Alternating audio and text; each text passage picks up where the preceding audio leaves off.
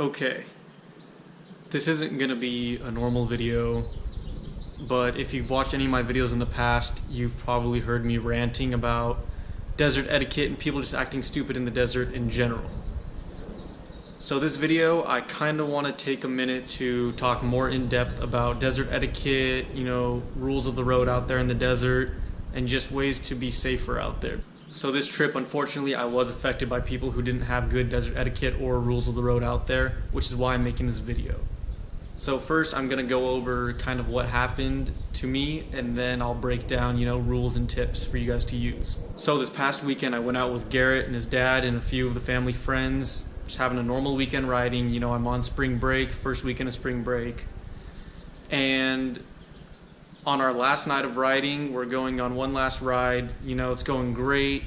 And we're going down one of the main roads, and out from behind a bush comes a quad with two kids without helmets on it and a parent walking behind it.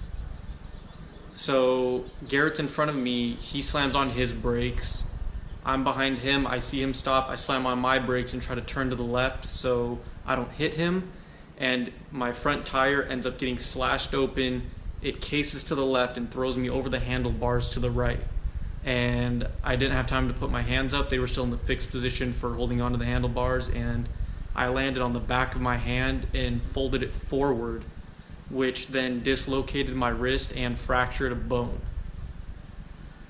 So I fell off, landed on my arm, turned, slid on the side of my helmet for a good distance, and I opened my eyes and there's just a bunch of people standing around me, asking, "Are you okay? Are you okay?" And that went on for a while before they just gave up and walked away. I really can't blame them there because not much was happening. We were just waiting for Garrett's dad to come pick us up in the Razor because I couldn't ride my bike anymore. But they didn't offer me ice, no aspirin, nothing. They just asked if I was okay. Once they saw that I wasn't dead or seriously injured, they just kind of left us. And then they came back about 30 minutes later for various reasons, trying to save their own ass. And at that point, that's when he offered me aspirin and ice and proceeded to say it was nobody's fault, it just happens. This kind of thing doesn't just happen. If the kids had not pulled out from behind a bush into the main road without looking both ways first, we would not have needed to stop. I would have just flown down that road and been fine. But unfortunately, they didn't look. They pulled out in the middle, and we both had to lock up our brakes. And as you know, I just got the bike back from getting worked on, so it had fresh brake pads, so locking them up was the worst decision I could have made. I'm sort of at fault when it comes to my injury due to the fact that my reflexes just kicked in and I went with the front brake instead of the rear brake, which would have saved me from going over the handlebars, but still, I should not have needed to brake at all. They should have looked both ways.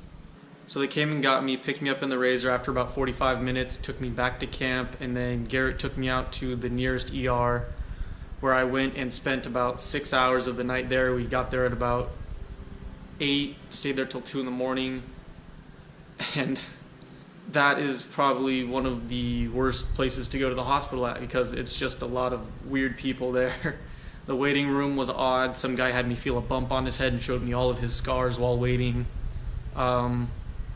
There was a drugged out gang member that came in at 2 in the morning that security had to tackle, and they called the police on.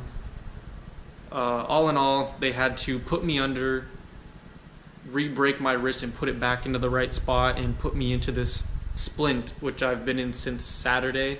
So I've been in the splint since about Saturday, and today is now Thursday.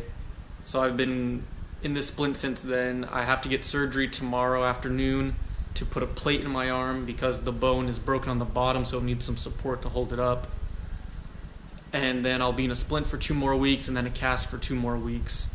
So it's just not the injury itself. It's more of like things like this just kind of put people's lives on hold. Like I said, this was the first weekend of my spring break. I had plans for the rest of the spring break to go on vacation with friends and whatnot. Those all got canceled because I have surgery now. And I don't live at home. I go away to college, so I'm going to have to find a way to get 2 hours up to college, how to function in college now that my dominant hand is now incapacitated. I have to find somebody to help me with notes, get to class, just daily functions, getting dressed, showering. It's just a huge inconvenience to put on somebody just for not taking 2 seconds to look both ways on the road. So with the story out of the way, I guess it's time to get into more of, rules and tips and stuff like that, because before this we had incidents with people earlier on in the day too. People just not using their heads out there, So just because it's the desert doesn't mean that all rules go out the window, A lot of the same rules you use on the road apply to the desert. The incident we had earlier in the day was we were driving down a fire road and there was 2 people on quads driving dead center in the road. So I guess the first rule would be, if you are driving down a fire road, please try to stay to the right side, like a normal street. Because 1, there could be somebody coming head on at you around a turn, you don't see them, they hit you. 2, you're taking up the whole road, so faster people such as us that were trying to get around them, we couldn't. We pulled up right behind them and we sat behind them going their speed of 5 miles an hour, and they didn't turn around, they didn't move out of our way, they just stayed there, and we were just stuck behind them, making it known that we were there, but they weren't doing anything, So try to stick to the right side of the road just for safety reasons and for convenience of other people.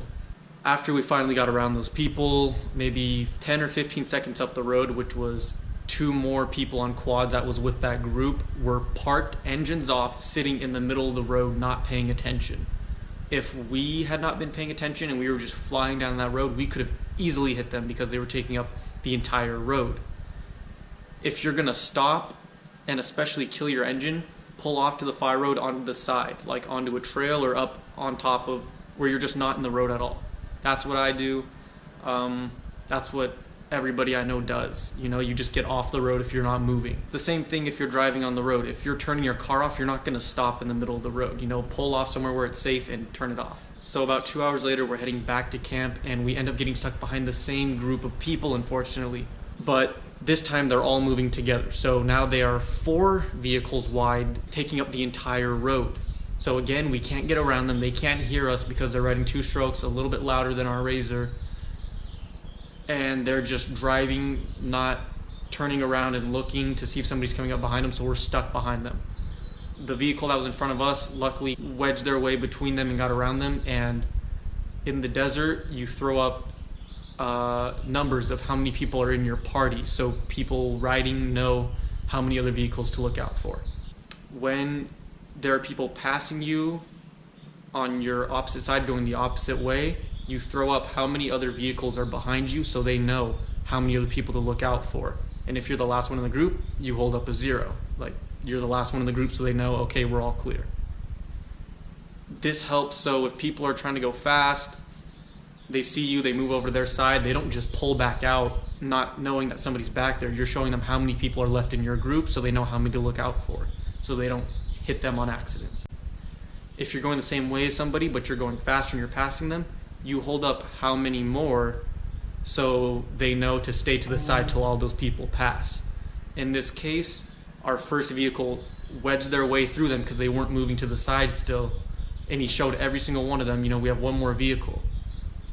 So they get through, they wedged a path for us, we start going through, and as we're pulling up on somebody who scooted to the side, he swerves it back over into the middle and we almost hit him because he wasn't paying attention to that. There was one more vehicle left in the group. On my Instagram page, which is linked down in the bio, there's going to be a picture somewhere toward the bottom that shows this rule of thumb in a nice picture. It makes it easy to understand, so go give that a look. Repost it if you want. It saves lives. The next rule of thumb is going to be always wear a helmet. This isn't just a rule of me or just a rule between people, it's a law. It's actually a law to wear a helmet when riding a motorized vehicle. So always wear a helmet. If you don't have one, just don't ride it, Honestly, there's some rules that I'm against in this world, the exhaust laws and whatnot, that I probably won't partake in. But wearing protective gear is always a must. I follow that rule time and time again There's never a time that I'm not wearing a helmet unless I'm maybe moving my bike from one end of camp to the other. But I won't go ride and do stunts or hit a track or anything without a helmet, because in this situation, if I hadn't had a helmet, I probably would have had a cracked skull on the side, because I did slide on my helmet. There's scratches all down the side, the face of it, everything. So it's just always wear a helmet, please. Like, if Garrett and I had not stopped and we hit these two kids, that would have been very bad on their part, having a motorcycle either hit them in the head, having our helmets hit them in the head, having falled off and smacked their heads on the floor. It just would have been bad altogether. If you're going to buy anything, buy a helmet. If you don't have a helmet, don't ride. It's that simple. It's that serious. Along with that rule, I'd suggest more padding or items to protect your body in any way. I wear knee guards too, and as soon as this heals, I'm going to start buying wrist guards as well, because I can't injure this wrist anymore. This is the second time it's been broken. So anything from a neck brace, chest plate, helmet, wrist guards, knee guards, anything. Just wear protective gear. It'll help you in the long run. Another rule of thumb, if you're in a campsite, don't be speeding, don't be doing stupid stuff like donuts. It's just not only safer, but it's less annoying. Like, in that 45 minutes I was waiting for the Razor to come pick me up, I was laying on the ground in pain, and their kids were doing donuts in their campsite, kicking up a bunch of dirt, and the wind was blowing it all into my face because I was laying on the floor. Whether I'd been laying on the floor or not, there's other campsites around them. Don't be kicking up all that dirt for no reason. If you want to go do something stupid like that, just go find an open area where no one's camping. You know, speeding through a camp, not safe. You can hit somebody. Doing donuts, it's a nuisance. Another rule of thumb, if you're going down a fire roads do have speed limits. I believe they're 15 miles per hour, 15 to 25 miles per hour, something like that, just for this exact reason. If you go speeding down a fire road and somebody just shoots out of a campsite into the fire road, you're going to hit them. It's going to be a huge accident. It's going to be a mess. You always have to be going slow on fire roads. In the incident that somebody's going to shoot out from behind a bush, you can get tickets out there from rangers for speeding on fire roads. I've seen it happen. I've seen people get pulled over, and it's just not safe. With all the camps you're going to be passing on both sides, say somebody loses control of their vehicle and they're heading straight for that road, they can't stop it, you're going to have to stop in time for them to pass by. So if you're on a fire road, do not speed. Don't be doing anything stupid, especially without a helmet. I've seen plenty of people, you know, just smacking fifth gear down a fire road with no helmet just because they're close enough to camp so they can just hit that fire road real quick and then go back to camp. It's just not safe. So don't speed unless you're on a trail or any place where you know it's safe and there's not a bunch of people around you. Now, these are just some tips for riding on trails in general. This is nothing to do with etiquette or something that I've seen personally, but if you're riding in trails that merge together at certain points, make sure you're always looking over your shoulder before you cross trails, because there could be a case where somebody's coming up behind you even faster, you pull out in front of them, they hit you, or they don't stop in time and they go over their handlebars.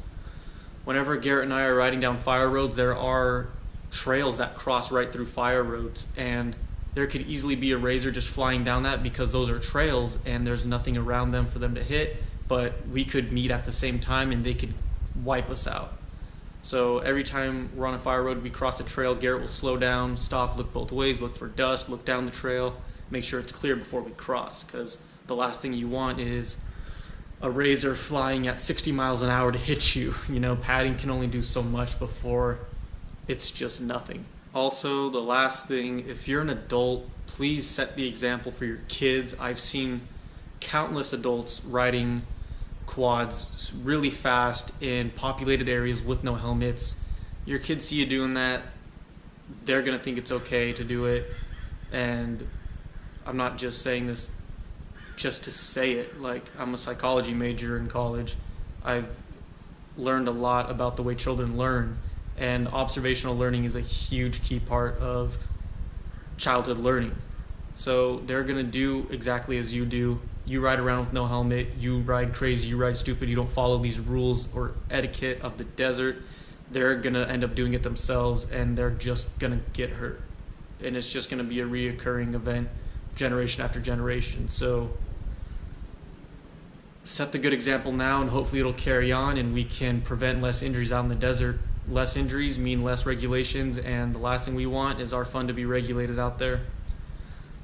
So keep it safe, guys. Try to follow these rules and etiquette. Please share this video with other people you know. If you're going to the desert at all, I'd recommend watching this video just to learn these tips, tricks, rules, etiquette, and everything, just so we can keep it a more safe place out there and prevent less injuries. With that being said, guys, thank you for watching. If you guys haven't already, please go check out the last video I posted. It's of my trip before I got injured and a little bit after I got injured, of us working with LASD Motorsports and filming their new 2019 Polaris Razor Turbo S that they're going to be using in their races. So go check that out. Go give them a follow on Instagram. Go do whatever you do on Facebook. Friend them. I don't know.